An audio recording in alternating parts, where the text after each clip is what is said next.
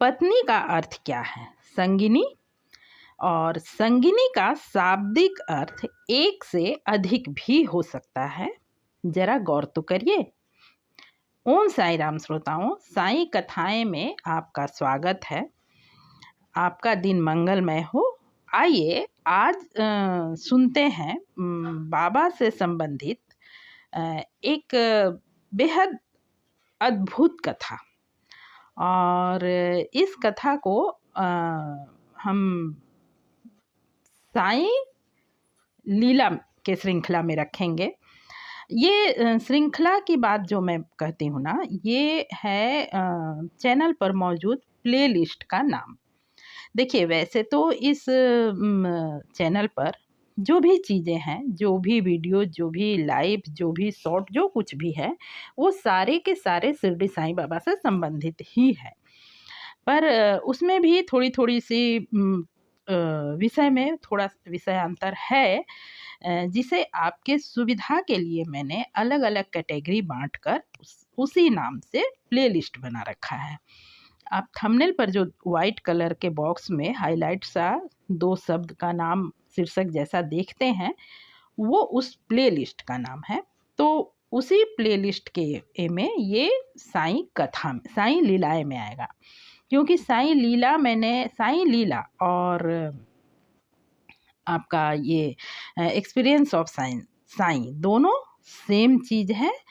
पर फर्क सिर्फ इतना है कि साईं लीला मैंने नाम जो दिया है, ये उन भक्तों का अनुभव है जो भाग्यशाली लोग बाबा से उस वक्त मिले जब साईं देह रूप में शिरडी में विद्यमान थे। और एक्सपीरियंस ऑफ साईं जो है वो उस वक्त के लोगों का अनुभव है जिस कैटेगरी में हम आते हैं, यानी बाबा के समाधिस्थ होने के बाद। क्योंकि बाबा से जुड़े अनुभव तो उनके भक्तों को आज भी हो रहा है ना, तो बस उसे मैंने एक्सपीरियंस ऑफ साईं नाम दिया है।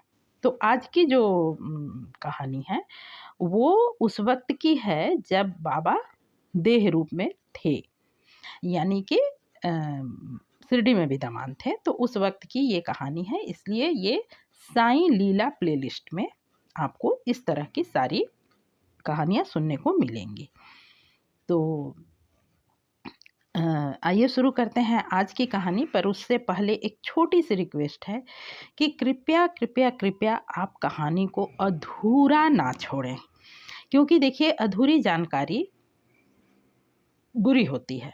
अधूरी जानकारी से होता ये है कि आप चीज़ों को कभी गलत भी समझ लेते हैं। तो समय हो तो पूरा सुने, वरना ना सुने, पर अधूरा तो ना छोड़ें। बहुत लंबी होती नहीं है, कोई घंटे भर का समय आपको देना नहीं है, और ना ही ये आपके समय को बांधता है। ये तो सुनने वाली चीज़ है, आप इसे बजाकर अपना नित्य कर्म कर सकते हैं, जो भी आपके काम है। तो इसलिए कृपया पूरा सुने, और आपको वीडियो पसंद आए तो कृपया लाइक शेयर करें, और अब तक चैनल को सब्सक्राइब नहीं किया है तो ज़रूर कर लें। आइए अब शुरू करते हैं आज की कहानी।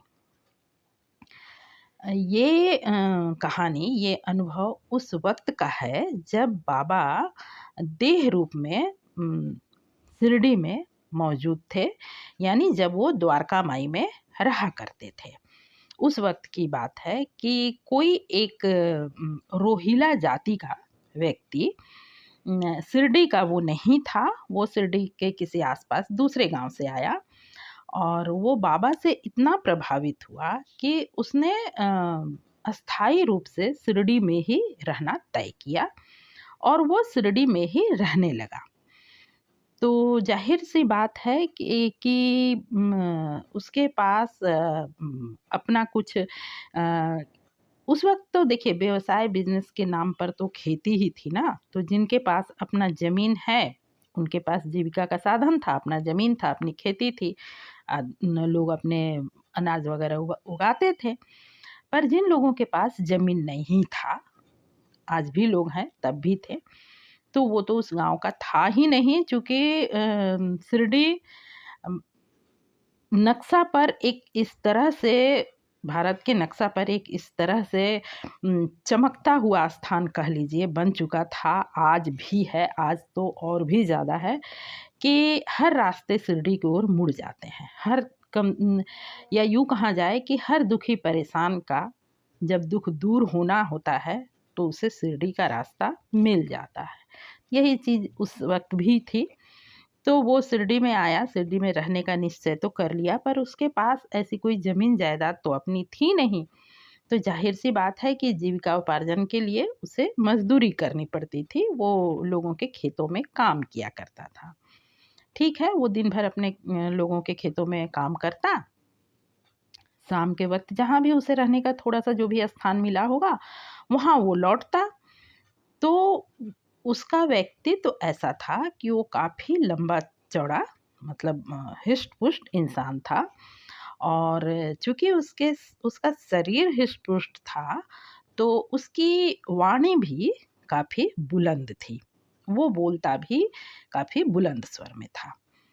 तो उसकी एक आदत थी, उसका एक स्वभाव था कि वो जब अपने काम से निवृत्त होकर अपने आवास स्थान पर जो भी उसके रहने का स्थान था वहाँ लौटता, तो देर रात तक तेज आवाज में कुरान के कलमे पढ़ा करता।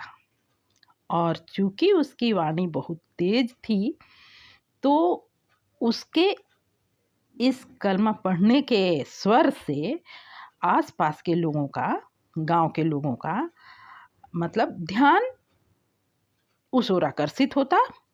और सिर्फ ध्यान ही आकर्षित नहीं होता, आप कल्पना कीजिए, आप सहज ही समझ पाएंगे। आज तो फिर भी हालांकि शहरों से गांव में आप जाकर देखें, जो लोग भी गांव और शहर दोनों जगह रहते हैं, रहने का उनका साधन है, तो वो कंपेयर करके देखिए, तो गाँवों में रात जल्दी हो जाती है। मतलब लोग सोने का उपक्रम जल्दी करते हैं, जल्दी बिस्तर पर चले जाते हैं, शहरों की अपेक्षा। तो उस वक़्त तो और भी जल्दी लोग बिस्तर पर जाया करते रहे होंगे, क्योंकि उस वक़्त 2 कारण, एक तो बिजली नहीं थी, तो आपको स्वयं से दीप वगैरह जला के कितने रात तक लोग जगेंगे, और कोई दूसरा साधन भी नहीं था। आज के समय में लोगों का देर रात तक जगने का कारण, कोई काम यदि कहा जाए तो ये बहुत कम परसेंटेज है कि किसी काम के कारण लोग जगते हैं। लेट तक जगने का कारण और साधन बस 2 है, हाथ में मोबाइल का होना और टीवी का होना। सारे काम निपटाने के बाद लोग काफ़ी रात तक या तो टीवी देखते हैं या मोबाइल देखते हैं। ऐसी चीज़ें तो तब थी नहीं, ऐसी कोई भी साधन उस वक़्त हुआ नहीं करता था। तो लोग अपने काम से निवृत्त होकर घर लौटे, अपना जो रसोई वगैरह है बनाए, खाएँ, उसके बाद में उन्हें बिस्तर पर जाना होता था।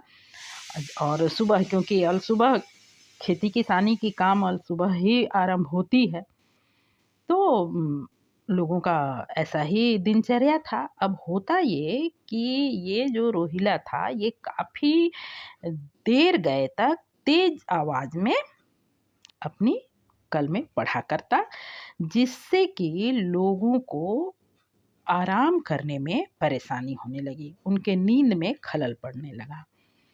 कुछ दिनों तक तो लोग बर्दाश्त करते रहे कि चलो ठीक है, हो जाएगा, स्वयं ही शांत हो जाएगा, या चलो आदत पड़ जाए, लोग सो जाएँ।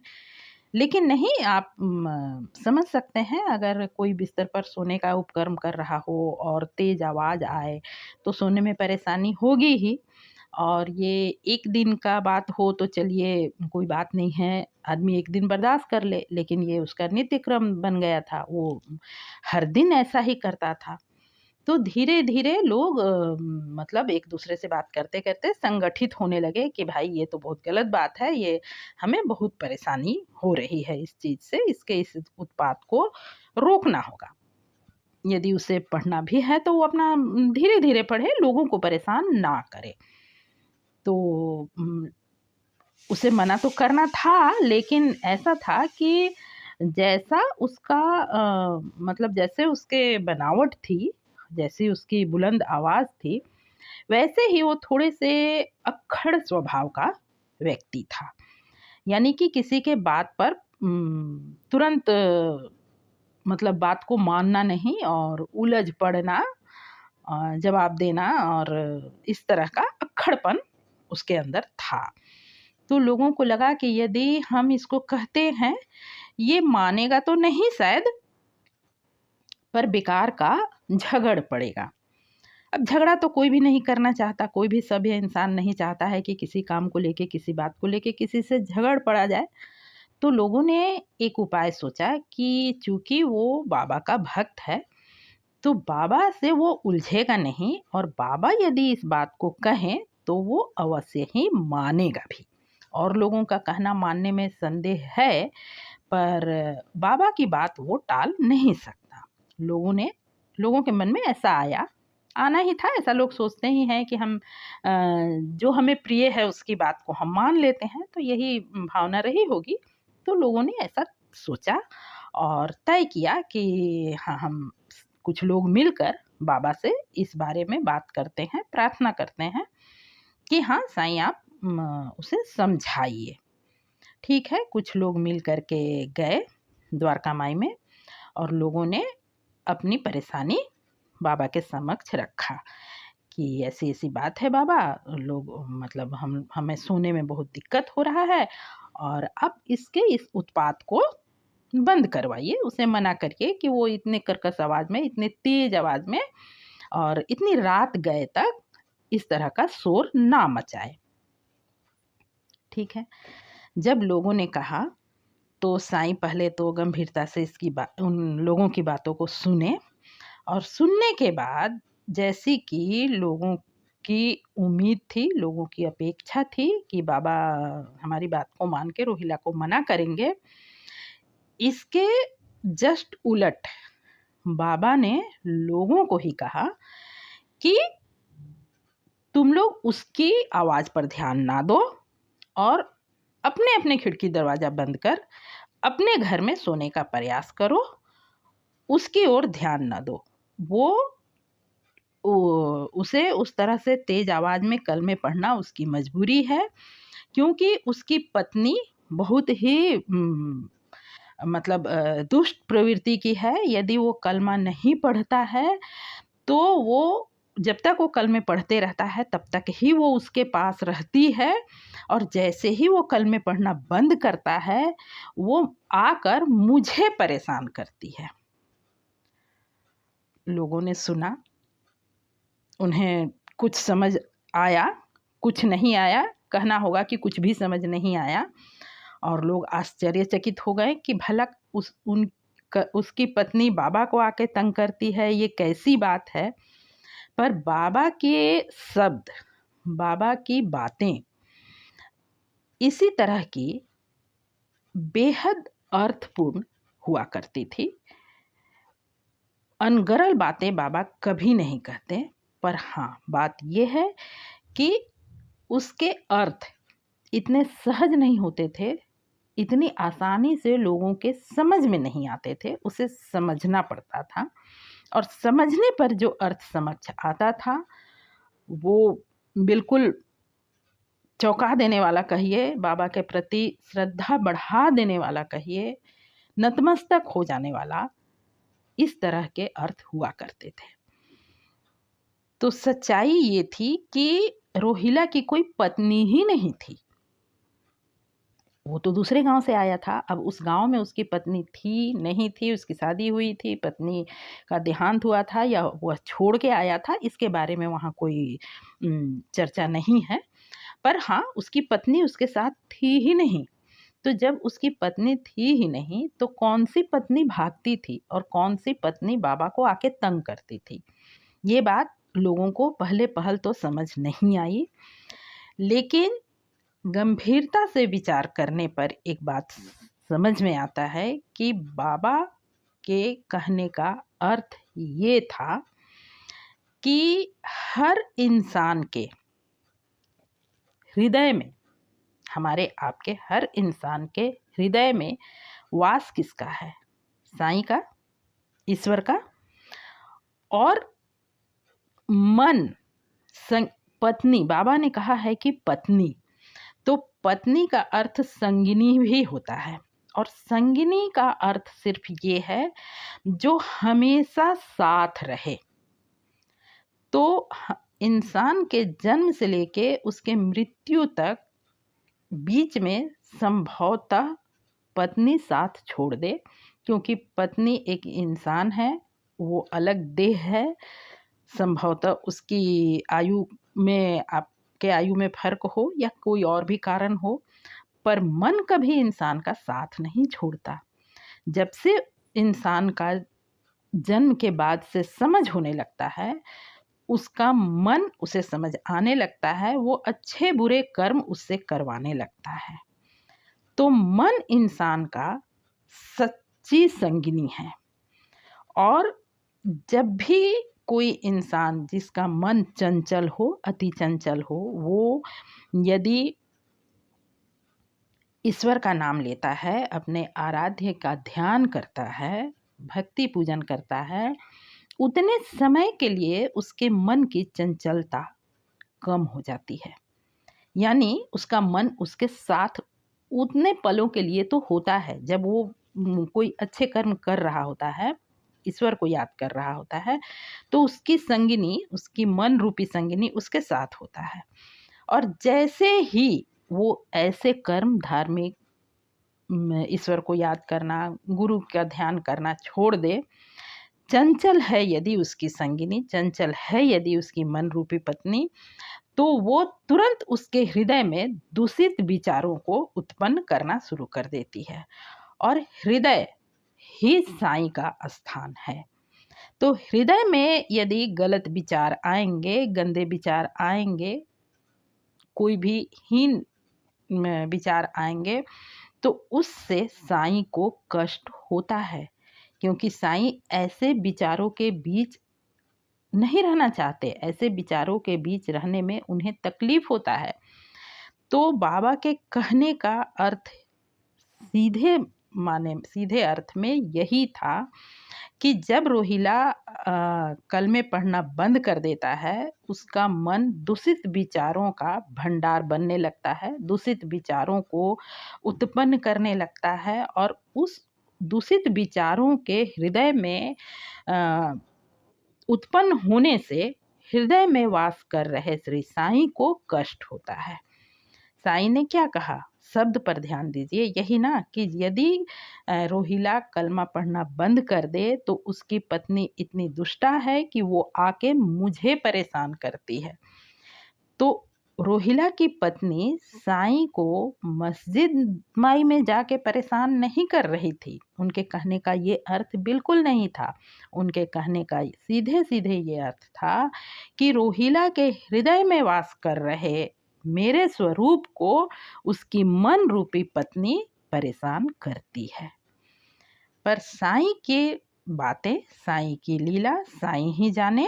उनकी लीला को समझना इतना आसान नहीं, और यही कारण है कि मैंने कई बार कहा है और आज भी कह रही हूँ कि साईं के शब्द, साईं की लीला, साईं के कृत्यों पर एक समय आएगा जबकि पीएचडी की जाएगी, और किया जाना चाहिए भी, क्योंकि उनकी बातें बहुत ही गहरे अर्थ समेटे, बहुत ही मानव कल्याण भरे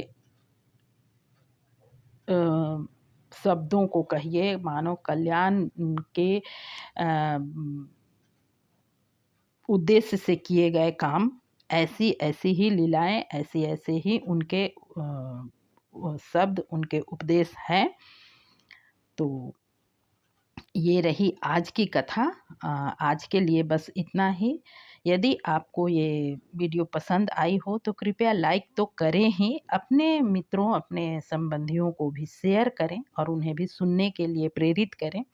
आपने अब तक चैनल को सब्सक्राइब नहीं किया है तो कृपया अब भी कर लें। पूरी वीडियो में बने रहने के लिए हार्दिक धन्यवाद। ओम साईं राम।